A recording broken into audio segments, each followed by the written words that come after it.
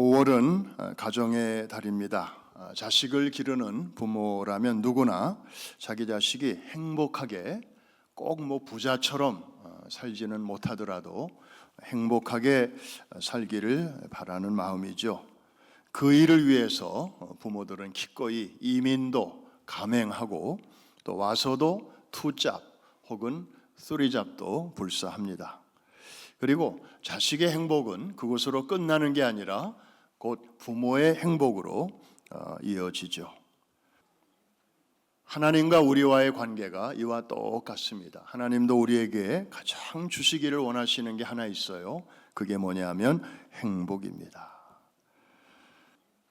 장로교 출신들이 여러분 가운데 여러 분 계시죠. 저도 한국에서 장로교 신학을 했습니다마는 이 세례를 앞두고 학습 이렇게 교육을 받을 때 제일 먼저 묻는 질문이 있습니다. 하나님이 인간을 창조하신 목적은 무엇이뇨? 이렇게 물으면 모범답안이 뭐예요? 하나님의 영광을 위해서 우리를 지으셨습니다. 틀린 답이 절대 아니죠. 그런데 100% 답도 아닙니다. 왜냐하면 이 대답은 우리 인간의 입장에서 드리는 대답이기 때문입니다. 똑같은 질문을 하나님에게 드릴 때 하나님의 대답도 이와 똑같을까요? 내가 너희를 지은 목적은 나의 영광을 거두기 위해서, 나의 기쁨을 더하기 위해서 너희를 만들었지. 만일에 여러분의 자녀가 조금 컸을 때 엄마 아빠는 왜 나를 낳았어요? 이렇게 물을 때 엄마 아빠의 기쁨을 더하기 위해서 낳았지. 네가 큰 다음에 너를 통해서 효도 받으려고 낳았지. 예를 들어서 이렇게 대답한다면 그 아이가 부모를 어떻게 생각할까요? 부모는 우리를 뭔가 어떤 도구로 낳았구나, 그렇게 생각할 거 아니겠어요? 우리 하나님은 아주 인격적인 분이십니다. 그래서 성경 전체를 잘 보면 하나님이 이 세상을 만드시고 그 안에 우리 인간을 지으신 목적은 온 인류에게 행복을 주고 싶으셔서 그렇게 하셨습니다. 이게 하나님의 본심입니다. 심지어 성경에 보면 그 대계명이 나옵니다. 마음을 다하고 뜻을 다하고 성품을 다하여 주 너의 하나님을 섬기라. 우리가 이런 계명을 들으면 조금 이렇게 긴장이 되죠. 그래 맞아, 우리가 그렇게 살아야지, 하나님을 잘 섬겨야지. 그러면서 드는 생각은 하나님도 우리와 좀 비슷한 점이 있으신 것 같다. 굉장히 자기중심적이고 뭔가 우리를 통해서 뭔가 더 좀 이렇게 뜯어내고 싶으신, 뭘 좀 이렇게 더 받아내고 싶으신 그런 분이신가? 저는 어려서부터 그런 약간의 오해가 있었습니다.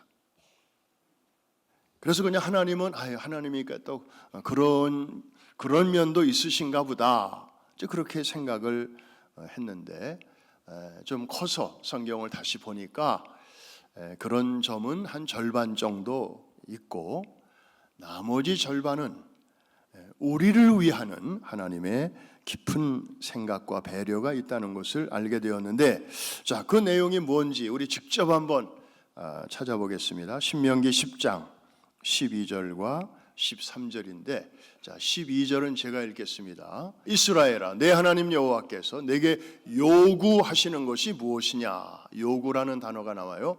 곧 내 하나님 여호와를 경외하여 그의 모든 도를 행하고 그를 사랑하며 마음을 다하고 뜻을 다하여 내 하나님 여호와를 섬기라. 우리가 늘 듣던 말씀이죠. 하나님 우리한테 이런 걸 요구하시는구나. 우리가 잘 해드려야 되겠네. 어떤 일방적인 그런 내용이죠. 그런데 이 내용이 13절로 이어진다는 사실이에요. 자, 13절. 하나님이 이런 모든 것을 요구하시는 근본적인 본심이 무엇인가? 같이 한번 읽겠습니다. 시작. 내가 오늘 내 행복을 위하여 내게 명하는 여호와의 명령과 규례를 지킬 것이 아니냐. 여러분, 하나님이 우리에게 이런저런 요구를 하시는 목적이 있어요. 그것은 당신이 뭔가 더 얻어내기 위해서 하시는 그런 측면, 그거로 끝나는 게 아니고, 바로 한번 따라 하십시다. 오늘 내 행복을 위하여 이 모든 것을 너에게 명하는 것이 아니냐, 바로 이런 말씀이거든요. 그래서 표면적으로는 하나님을 위하는 것으로 되어 있지만은 내면적으로 혹은 결론적으로 그 열매와 결과는 우리의 행복으로 이어지게 하시려는 것, 이것이 바로 하나님의 마음이고, 이게 부모의 자식에 대한 마음하고 일치되는 거죠. 이해가 되시면 아멘 하십시다. 그러니까 결혼한 자녀들이 타주에 가서 사는데 하루에 한 번씩 전화 통화를 해요. 딸의 음성에 늘 밝아요. 엄마, 아빠 잘 있지? 안 싸우고 잘 있지? 그러면 니네도 안 싸우고 잘 지내지? 그럼 우리 아주 너무 재밌어요. 딸깍 끊어. 그 다음 날 전화하면 또 엄마 잘 있지? 별일 없지? 안 아프고? 생기발랄한 목소리를 들으면 그날은 엄마 아빠도 기분이 너무 좋은 거예요. 잘 사니까.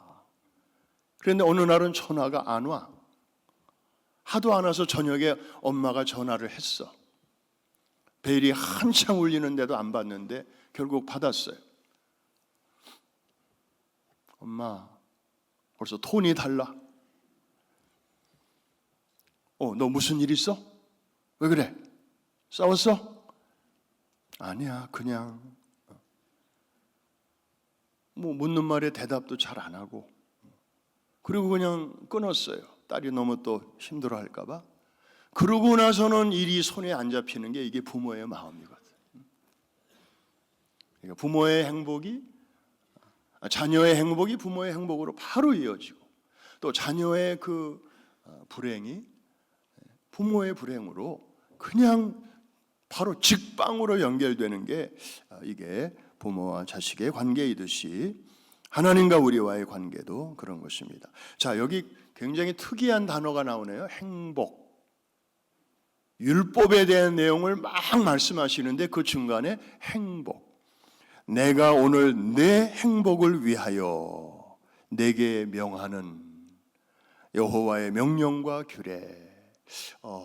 뭔가 이렇게 좀 촉감이 다른 그런 단어가 나와요. 이게 히브리어로는 샬롬입니다. 한번 따라하십시다. 샬롬. 샬롬은 하나님의 나라의 상태를 말하는 것이에요. 그런데 이 샬롬을 보통 평화, 평강 그렇게 번역을 많이 했는데, 최근에 전문가들에 의하면 우리 한국 사람에게 있어서 이 샬롬의 가장 정확하고 가까운 한국어 번역은 행복이다. 그래서 평화, 평강 그러면 뭔가 오긴 오는데 한 2%가 부족해요. 그런데 행복 그러면 한국 사람들은 금방 뭔지 확 이렇게 오는 게 있어요. 성경은, 이 두꺼운 성경책은 하나님의 나라로 시작하여 하나님의 나라로 완성되는 책입니다. 그리고 결국 그 내용이 샬롬이에요. 하나님 나라가 샬롬이니까. 창세기 1장 2장에 샬롬이 있었거든요. 완벽한 하나님의 통치. 사탄은 들어오지도 못했어요. 그런데 3장에 사탄이 들어와 가지고 이 샬롬이 깨지잖아요. 그때부터 요한계시록 20장, 21장, 22장에서 사탄이 완전히 역사에서 척결되고 온전한 하나님의 나라가 회복되기까지의 그 과정을 우리에게 예수 그리스도를 통하여 그 일을 이루시는 것을 우리에게 보여주시는 책이 신구약 성경이다. 이해가 되시면 아멘.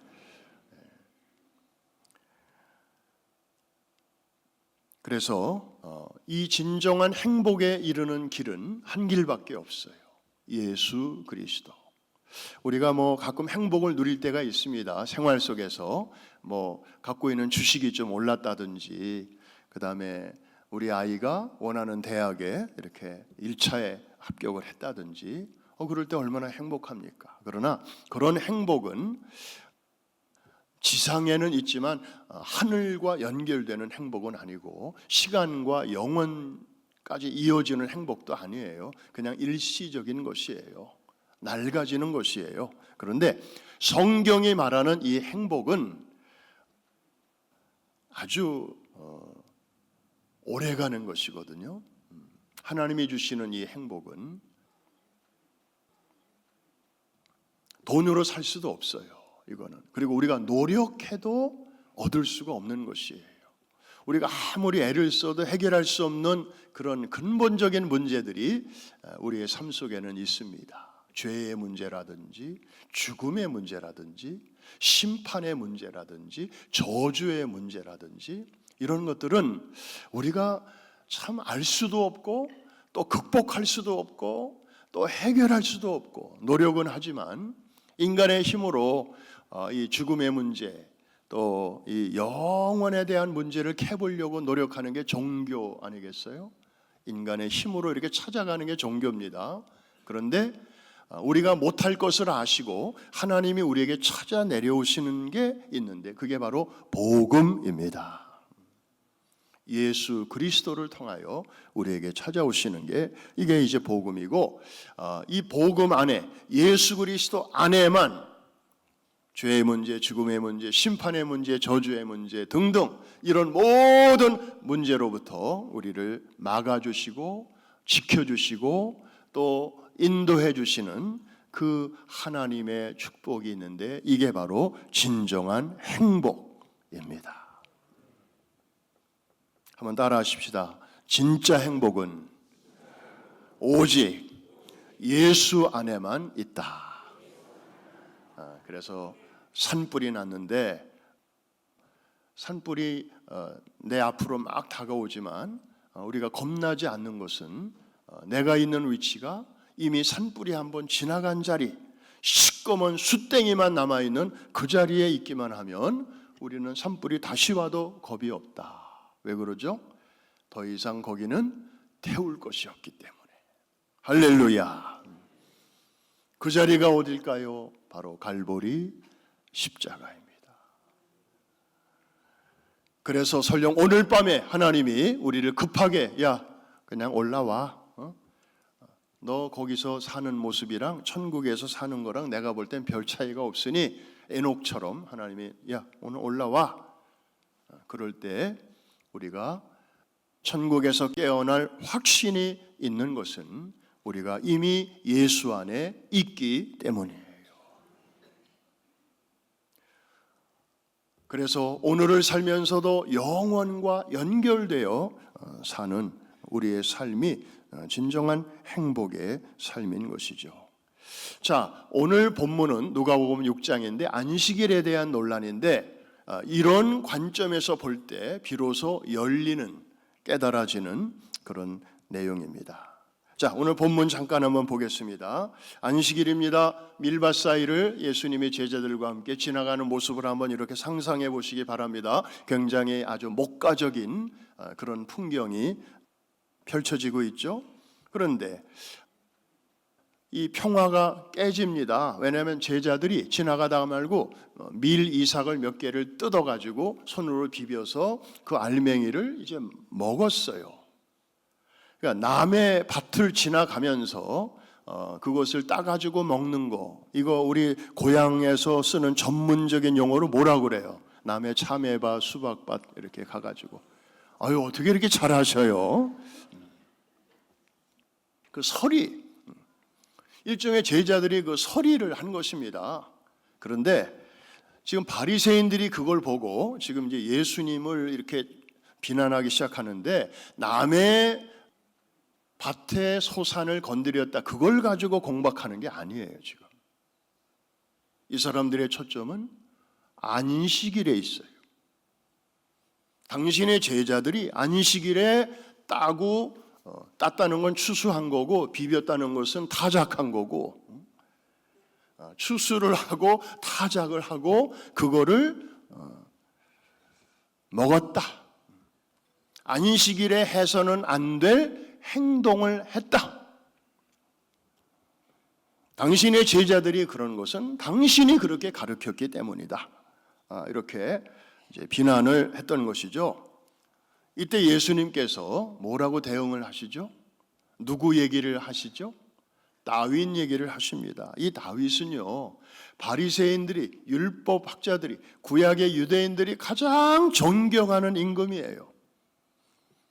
그 다윗을 소환합니다. 그래서 너희 조상 다윗이 배고플 때 어떻게 했냐? 사울 왕에게 쫓기다가 성소로, 성소 안으로 들어갔는데 거기 떡이 있었잖아요. 그 떡을 먹은 거예요. 원래 그 떡은 제사장들이 먹을 수 있는 떡인데 그거를 다윗이 먹었던 일을 너희도 알고 있지 않냐? 그래서 다윗이 그때 죽었냐? 그래서 왕이 못 됐냐? 하나님이 그를 저주했냐? 무슨 율법에 무슨 벌을 받았냐?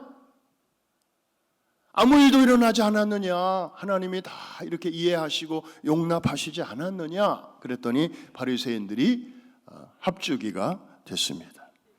그러면서 예수님이 안식일의 주인인데 그게 바로 나다, 이렇게 쐐기를 박으셨습니다. 그리고 또 하나의 사건이 기록됩니다. 회당으로 가셨는데 거기에 손 마른 자가 이제 주님 앞에 나오게 되었습니다. 이 손이 말랐다는 게 손이 이렇게 오그라든 거예요. 여러분도 관절이 좀 안 좋으신 분들은 손가락이 말을 잘 안 듣잖아요. 얼마나 불편하고 얼마나 아프고, 그리고 제대로 반찬을 이렇게 집을 수도 없고 물건을 들 수도 없고. 여러분, 우리가 성경에서 이 사람이 손이 오그라들었다, 이 표현을 읽을 때에는 좀 이렇게 공감 능력을 발동해야 돼. 이 사람이 아무 일도 하지 못한다. 그러니까 경제 능력이 상실된 거예요. 돈을 벌어와야 되는데 이 남자가 가장으로서 그 역할을 못하고 있는 거죠. 그러니까 이 사람도 고생하고 가족들도 얼마나 고생을 하고 있었겠습니까? 그런데 바리새인들은 지금 초점이 그런 데는 전혀 관심이 없습니다. 저 사람이 얼마나 힘든지, 가족들이 얼마나 고생하는지 그런 거에는 일절 관심이 없고, 예수가 어떻게 하나 보자, 지금 이제 그러고 있는 거예요. 저 사람을 예수가 그냥 무심코 지나가 버리면 매정한 사람, 또 차별하는 사람, 다니면서 각색 병자를 고친다더니 저 사람은 그냥 지나가네, 그렇게 비난할 것이고, 또 이 사람 앞에 서서 이 사람의 문제를 해결해주고 고쳐주면 안식일에 병 고쳐서 율법을 어긴 사람, 이렇게 이제 올가미를 씌우려고 준비하고 있는 거고, 속으로는 딱 걸렸어 당신, 그러고 있는 거예요. 그런데 예수님은 어떻게 대응하셨죠? 보란듯이 그 환자를 앞으로 나오라고 합니다. 많은 사람 앞에 중앙에 딱 세웁니다. 그리고는 다 들으라고 말씀하십니다. 안식일에, 오늘 안식일인데 안식일에 선을 행하는 것과 악을 행하는 것 중에 어느 것이 옳으냐? 이렇게 물으세요. 그럼 사람들은 속으로 대답을 하겠죠. 그 다음에 확인 질문을 또 하셔요. 안식일인데 생명을 구하는 것과 죽이는 것, 혹은 죽어가는 생명을 그대로 방치하는 것, 둘 중에 어느 것이 옳으냐? 질문을 하시고 대답을 구하지 않으셨어요. 그냥 질문을 딱 던지신 후에 이 환자를 고쳐주십니다. 사람들은 박수를 치고 환호를 했겠죠. 그런데 바리새인들은 크게 진노했다.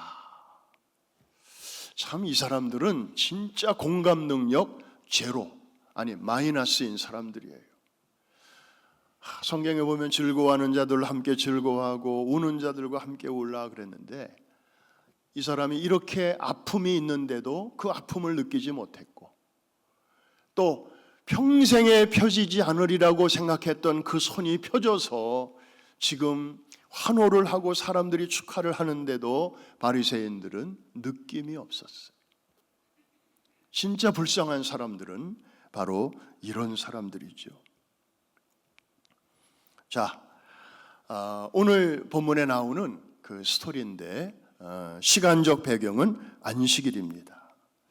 오늘 우리가 지금 안식일 안에 들어와 있잖아요. 주일이잖아요. 자, 이 안식일의 기본 정신은 과연 무엇인지 이거를 알려면 우리가 구약으로 좀 가야 되고 구약 중에서도 십계명을 봐야 됩니다. 자, 우리가 다음 주는 마지막 주일이니까 십계명을 우리가 또 한번 이렇게 교독을 하게 될 것인데 오늘 이제 미리 그 네 번째 계명을 우리가 살펴보는 것입니다.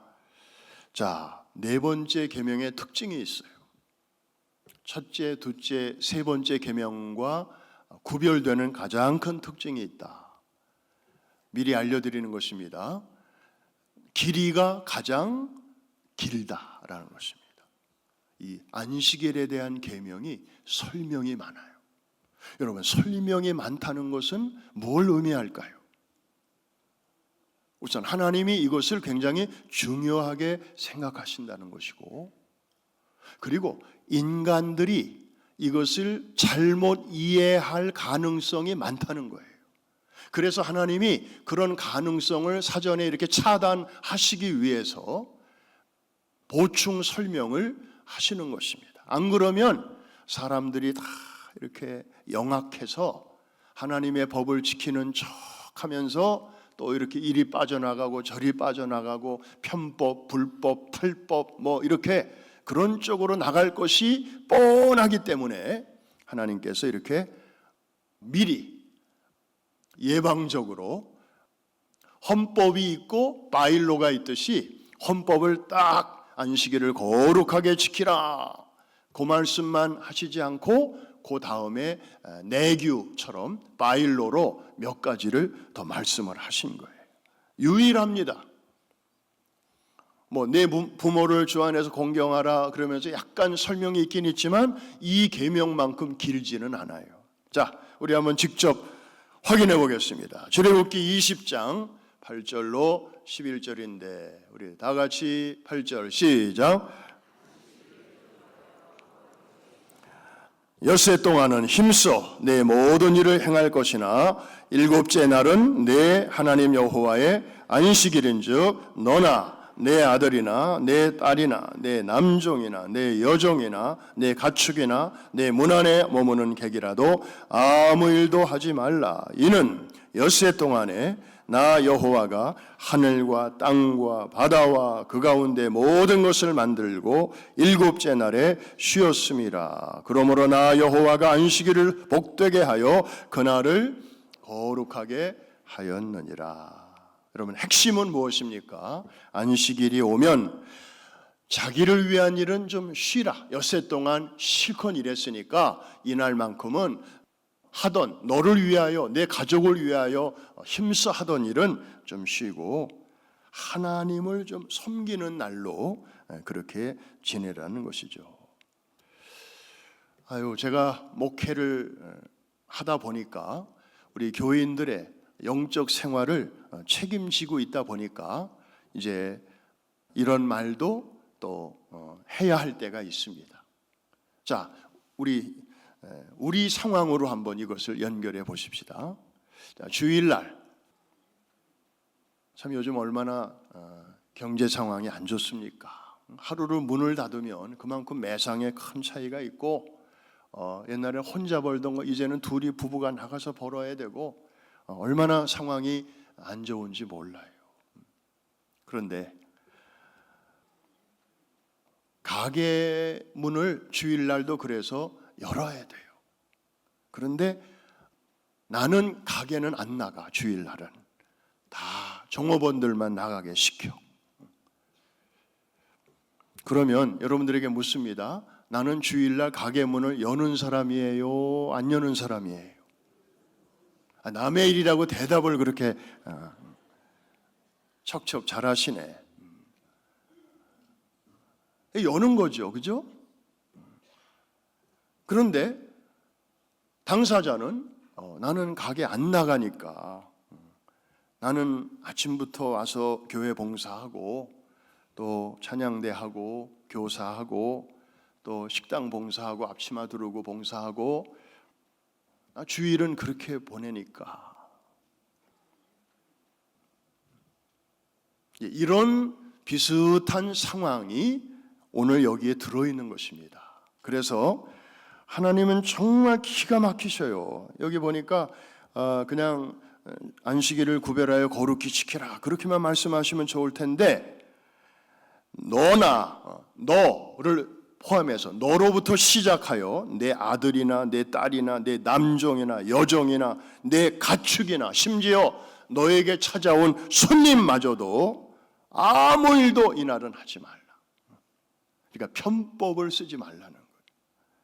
그리고 이 율법을 잘 지키지 않는 자들에 대해서는 굉장히 아주 센 그런 벌을 말씀하셨어요. 노예든 짐승이든 이 일을 하거나 이 일을 시키는 자는 그 마을 사람들이 모두 나와서 돌로 처형하라 그랬어요. 아이고, 뭐 페널티로 뭐 얼마를 내라 그런 정도가 아니고 돌로 처형하라. 요즘 말로 말하면 사형감이다 이겁니다. 뭘 의미하는 것입니까? 하나님이 이 안식일에 대해서 너무너무 아주 시리어스하게 생각하신다는 거죠. 근데 여러분, 오해를 해서는 안 되는 부분이 있습니다. 이 안식일을 우리에게 이렇게 강조하시는 근본 목적이 무엇인가? 아까 제가 앞부분에서 행복이라는 단어를 말씀했습니다. 또 하나님이 인간을 지으신 목적이 무엇인가에 대해서 말씀을 드렸습니다. 오해가 있을 수 있다는 말씀을 저를 통해서, 저를 빗대어 말씀을 드렸습니다.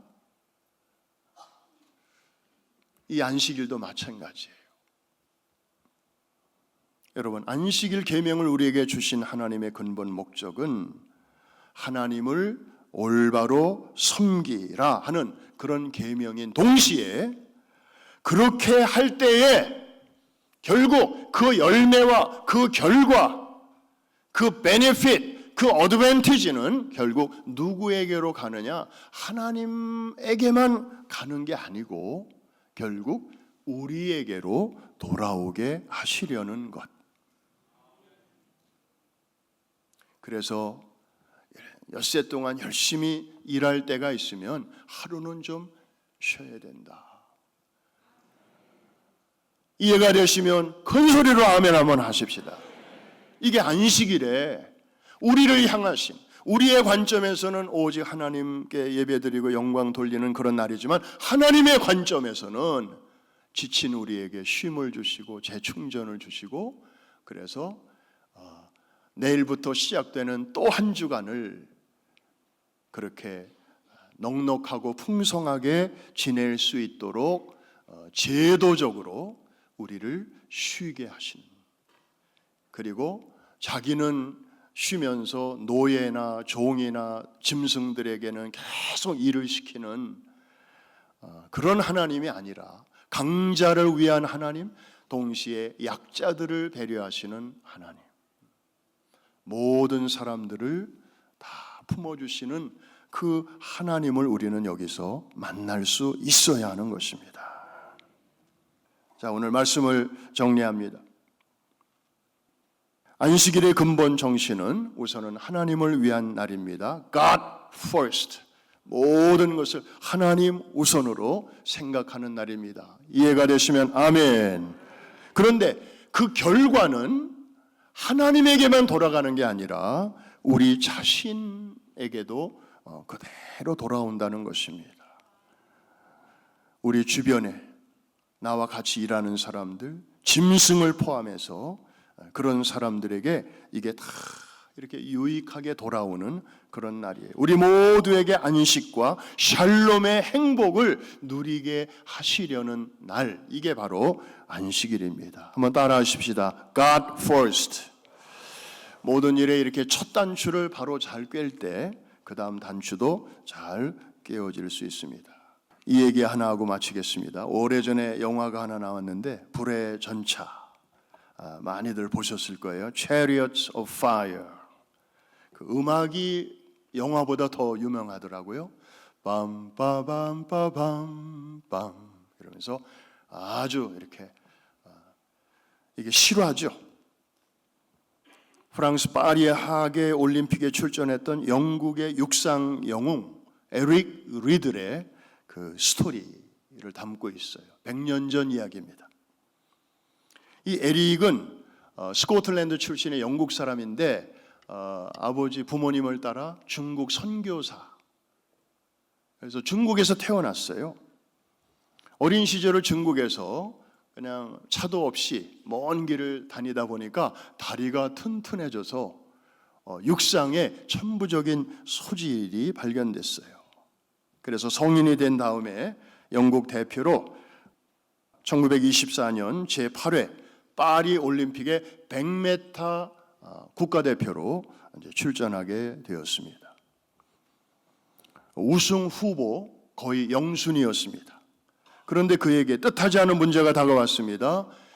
다른 종목들은 다 주중에 경기가 있는데 이 100m, 이 사람의 주종목인 100m 경기는 예선도 주일, 결선도 주일에 다 포진되어 있는 것이었어요. 아마 100m가 인기가 제일 좋으니까 사람들이 제일 많이 모이는 주일에 다 이거를 넣은 거예요.